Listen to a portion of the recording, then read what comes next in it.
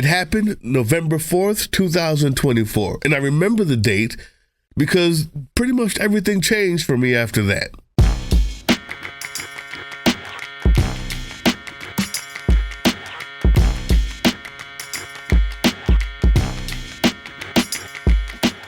What's up, YouTube? Today we're going to talk about family, feckless Democrats, and we're going to talk about allies and tools and power. All of these things we got to talk about. But I don't know if you notice or not, my voice. You see?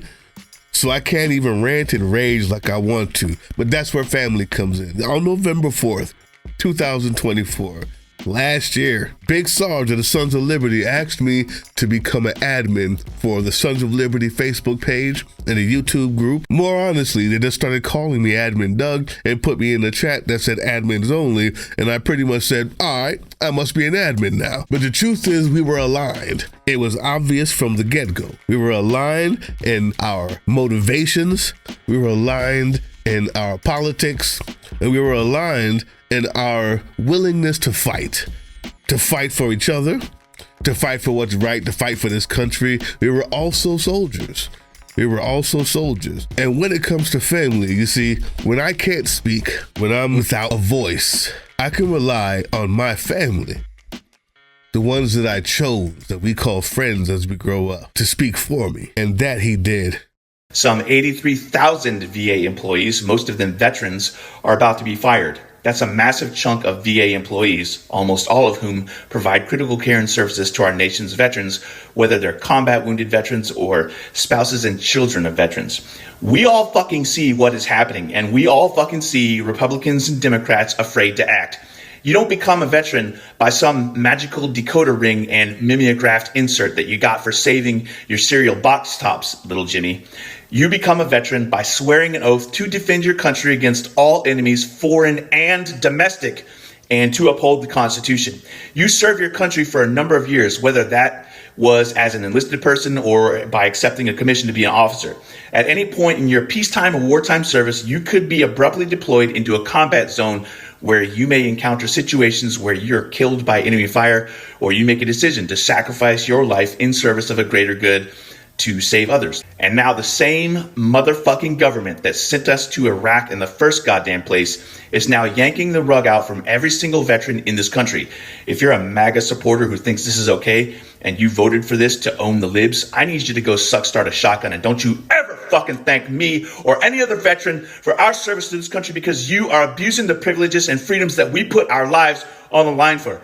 Our tribe didn't go out there to fight and die in vain just for you to steal oxygen, so go apologize to a fucking tree, you fucking cunt. On Friday, March 14th, 12 p.m. at the National Mall in Washington, D.C., I'm calling on every single veteran, regardless of your political beliefs or your 2024 voting decision. I'm calling on every single civilian, whether you have direct ties to veterans or not. I'm calling on every single soldier, sailor, airman, and Marine. And yes, you co-seasoned Space Force, Space Shuttle door gunners, whether you're on active duty or in the Guard or the Reserves. I'm calling on everyone to remember the spirit of the bonus army, which I've talked about in a previous video. On Friday, March 14th, 12 p.m. at the National Mall in Washington, D.C., we again put our lives on the line. And that's not just the veterans, that's all you civilians out there too. I need each and every one of you to fight like your ancestors. We marched in protest. We exercised our First Amendment right to peacefully assemble and to peacefully protest. We will potentially put our lives on the line because the last time veterans marched on Washington, D.C. in such numbers to protest the U.S. government not paying their wartime bonuses, they were attacked by cops and dispersed by Army troops. So whilst there have been plenty of peaceful protests that didn't devolve into chaos, and whilst we're going there to peacefully protest and tell the government no kings, and to demand that they honor the contract, we are still protesting an authoritarian regime which has proven it does not care about us, it does not respect us, and it will do everything it can to criminalize dissent and crack down like we're living in fucking China or North goddamn Korea. This is our moment, America. This is our time. Friday, March 14th, 12 p.m. at the National Mall, Washington, D.C. We need to invoke the spirit of every single patriot who ever put their life on the line for this country and its people, whether it's some Minuteman in 1776 or some newspaper printer in Boston cranking out anti-monarchy manifestos, whether it's some anti-fascist storming the beach at Normandy or some college-aged black student sitting at a lunch counter meant for white people only. Every person who ever played a part in ensuring that all people in this country had the same freedoms and liberties enjoyed by the privileged class. That is the spirit you must channel. Otherwise, there may not be a country left to vote for in 2026. The resistance starts with us. And there you have it. You see, when I can't speak, I know that the message they come out with, the message Big Sarge is going to come out with, is going to be one that I can agree with, that I can fall behind, that I can back. And even if it's a little different from mine, I'm not going to turn my back on him. Unfortunately, the Democratic Party still has to learn this. You see, they still have no idea what it means not to turn their back on each other, how to stay unified, even if the messages don't quite agree all the time, because they have no idea how to keep power for the group, for the whole. They only know how to keep power for themselves, and family cannot work like that. You see, the Democratic Party, unfortunately for all of us, is the only defense that we have politically against the toucans, the spray tan Sam president, and the apartheid Elon ketamine Musk, and their willingness to destroy the country and give it over to a dictator in Russia named Vladimir Putin. Let's get into it. Now, the other day, your fascist dictator held a almost State of the Union, not State of the Union, State of the Russian Union address. Who cares? All lies, all foolishness. The most important part was Congressman Al Green, who stood up and waved his cane as an 80-something-year-old man, I think he is, but with enough fight still left in him. He waved his cane and said, "You don't have a mandate to destroy Medicaid. You don't have a mandate to destroy Medicare." He did this on purpose because this was an act of civil disobedience. This is called fighting. This is called fighting for your constituents. While most of the other Democrats decided to wave ridiculous, stupid fucking posters and wear pink as if that somehow was going to be seen or noticed amongst the orange shine and deluge of lies floating over a applauding crowd of sycophantic, fascist, white destroyers of worlds on the other side. Only being loud, those who got up and left doing their part to be loud, but it wasn't a unified force. You see, when I can't speak, I trust the family that I've chosen because I know that we're aligned in our purpose. I trust that they'll speak for me. And even if they do it in a way that I'm not completely happy with, you're not going to hear me censure them. Well, YouTube, that's the point of today's little rant here, as much as I can rant myself. The Republicans of the House of Representatives decided to censure Al Green for standing up and talking. But while being censured, the one thing you would expect of a Democratic Party unified to fight against fascism was that none of them would vote for the censorship, even if they didn't have the balls to stand up themselves, even if they couldn't figure it out on their own, what they needed to do to fight back and to be loud enough. They would at the very least not turn their back on their chosen family. Wrong. 10 Democrats not only didn't stand with, not only didn't walk out, not only rolled over to let fascism pee on them as they have their mouth open and drink it up, they actually voted with the Republicans to censure the ones fighting for us. Here's their names.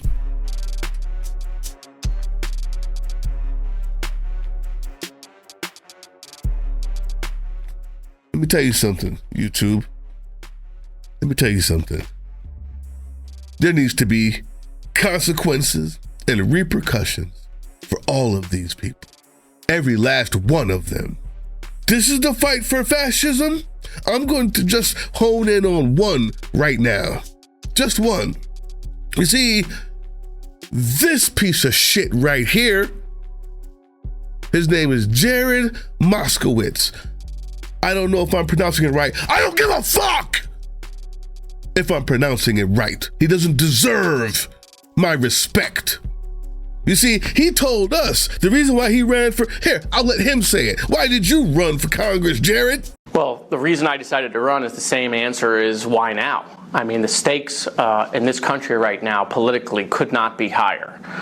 With the division in this country, with Roe v. Wade just being overturned, with LGBTQ rights, being on the line, we have, record inflation, high gas prices. I mean, middle-class America is struggling, and we have to do more to help them. We got a situation in Ukraine going on, how we're going to get out of that. And so between geopolitical politics and stuff going at home, I mean, Donald Trump's talking about running again. I mean, as a Democrat who cares about this country, who wants to get things done, I mean, we're faced with, a very tough task on trying to fight for our democratic values. Fight for democracy, huh? Is that you, Jared Fukowski? Huh? The stakes could not be any higher. I mean, the stakes in this country right now politically could not be higher. You need to fight for our democracy. Is that how you fight, Jared Fukowski? Tell me, how high are the stakes when you're willing to turn your back on the only person who seems to understand the stakes? The stakes are, you're a pussy, you and all the rest of them. The truth is, you're not your family. You are not my friends. What you are tools that I will use for power, to maintain power, to keep power, and to withhold it from you at all costs after I gain it. And everybody else watching this, that's the goal. The Democratic Party is not our friends. They're tools to be used and then discarded after use accordingly. They've shown us even in California. Gavin Newsom, let's hear what he has to say. This morning, Governor Gavin Newsom of California threw transgender people under the bus hard.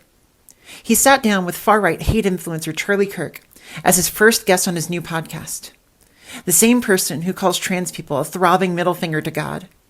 Years before I was governor, there was a law established the legal principles that allow trans athletes in women's sports. But the issue of fairness is completely legit. So I completely align with you, and we've got to own that. Let me be honest with you. I don't know much about trans people in sports. I don't give a fuck! Because I understand that the stakes are too high to have Charlie Kirk on and be talking about anything other than the fascist movement that's backing him, that's destroying America, that's taking the farms away, that's destroying the jobs, that's taking veterans' assistance away. That's what I know. The 5 or 6 people that decided to transition because they feel different and they want to play sports as well is not the people to be talking about. They're not the people to scapegoat. Nobody cares but the fascists. But you are too worried about your next presidential run. And unlike the Republicans who know how to galvanize their base, you're trying to coddle them instead of galvanizing yours. It's over with, Newsom. It's over with, Fukowski. You're not gaining any new people on the right wing. They're fascists. They hate you. They've sold out to Russia. Russia is now in control of the White House. The stakes are too high, and you're voting to censure Al Green. Tell me, what happened here? Some Republicans want Medicare and Social Security to sunset. I'm not saying it's a majority. Anybody who doubts it, contact my office. I'll give you a copy. Of the proposal. That means Congress doesn't vote. Well, I'm glad to see you. A liar! I didn't hear any of that from the Democrats. How come you didn't vote to censure them then? What was that madness? What was that disgusting madness that they've been going on with for 4 years. Fakowski and the rest of you piss-poor Democrats, did you not vote to censure anyone then? No, you are not my family. You are not my friends. You are tools. Now, I stand with my trans friends. I choose them as my family because they're human beings. And I don't give a shit what sexuality or what gender they are. I never did. I choose them as my friends. I choose you as my friends. The people, we the people. Political parties, on the other hand, are not our friends. They're tools, all of them. So this is how we fight. Right now, John Ossoff in Georgia, he voted on the Lake and Riley bill to ensure that whenever anybody who looks different from white is accused of doing anything wrong, they get swept up and sent off to a for-profit prison. So of course, we're not going to vote him back in, right? Wrong. Don't be an idiot. What we're going to do is make sure he gets back in so we have the power. And we're not going to discard him until we have somebody to primary him. And then we win that primary and kick him out for his insolence. He's a tool. To get rid of that tool before you hammer the nail in is stupid. We're not doing that. We're smarter than that. He is not your friend. Your vote for him doesn't mean he's your family. It means he's a tool. Take a look here.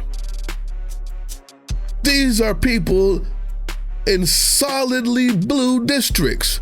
That's a difference. That means whatever Democrat runs there wins.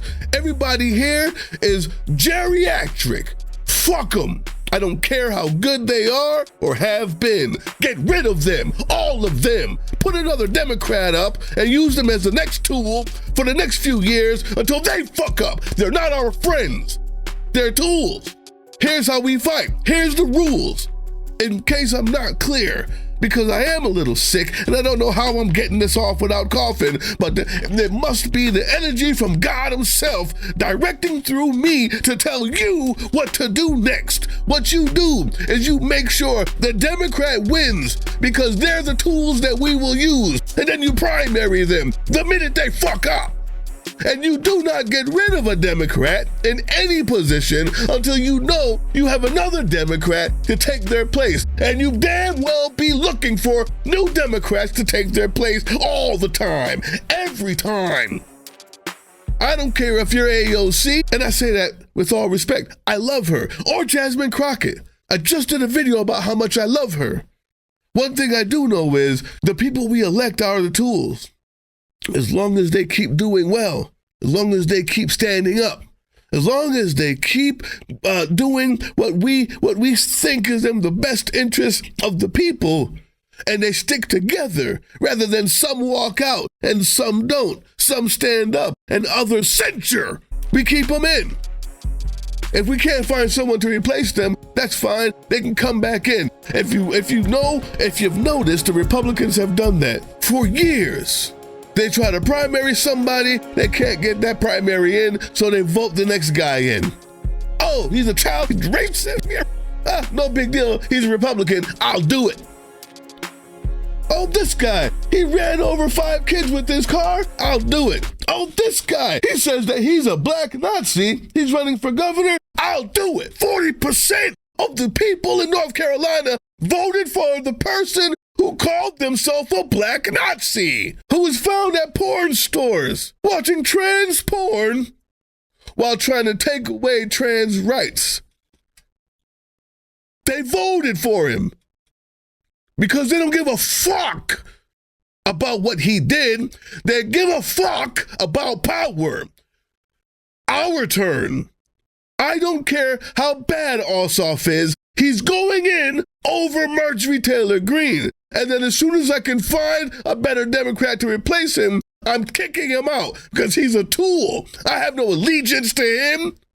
It just so happens the only thing between fascism, Nazism, swastikas, and Sig Heils on every goddamn stage in America happens to be the feckless fucking Democrats, so I use them as I have to and then discard them at my will. That's the plan. That's always been the plan. And then, when we have the power, we withhold it from those who've been known to abuse it. That's the plan. Stop acting like a fucking idiot. Galvanize. I don't care. I don't care. I don't care about Fuckowitz. I don't care about Jared Fuckowitz. I know that these 10 people will have their day. I will never forget the disloyalty that they're showing. But if they're not in a solidly blue district, then they're going back in until I can find someone and give all my money and my time and my energy to getting that other person elected and kicking them out. I will never forget, but I will also not concede my power for pride.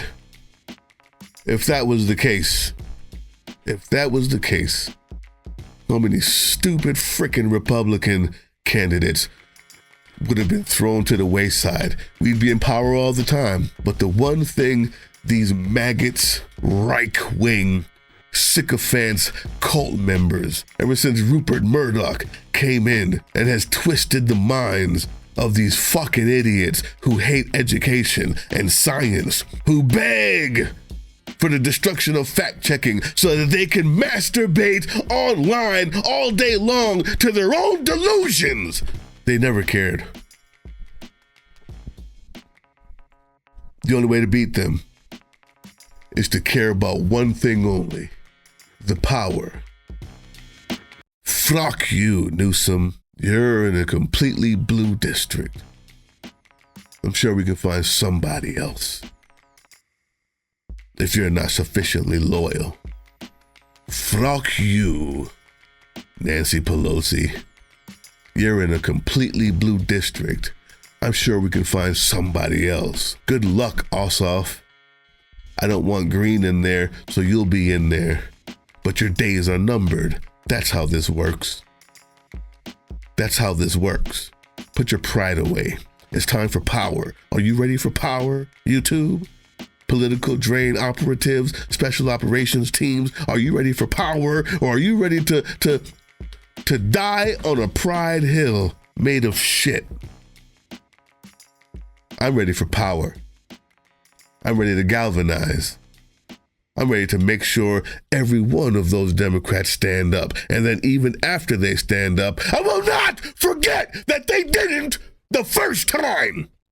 And it will be taught to them the moment it can be. And they will never get the power again. That's how this works. Are you sufficiently motivated?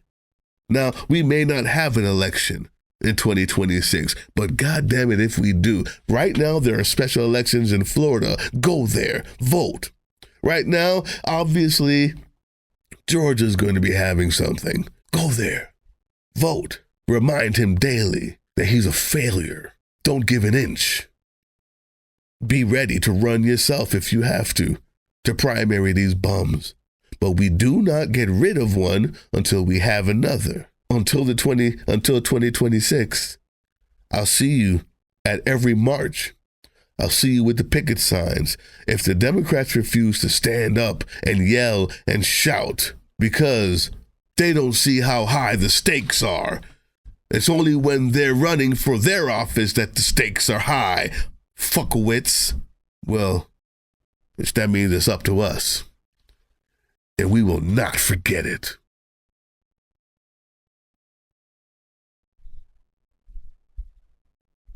Press the like, press subscribe, share this. I've chosen my family. That's we the people.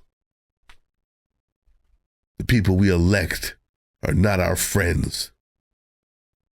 They're tools, and we will use them as such and discard them after use. Follow us on all these things you see here, and our link tree is in the description. Maybe even get some merch.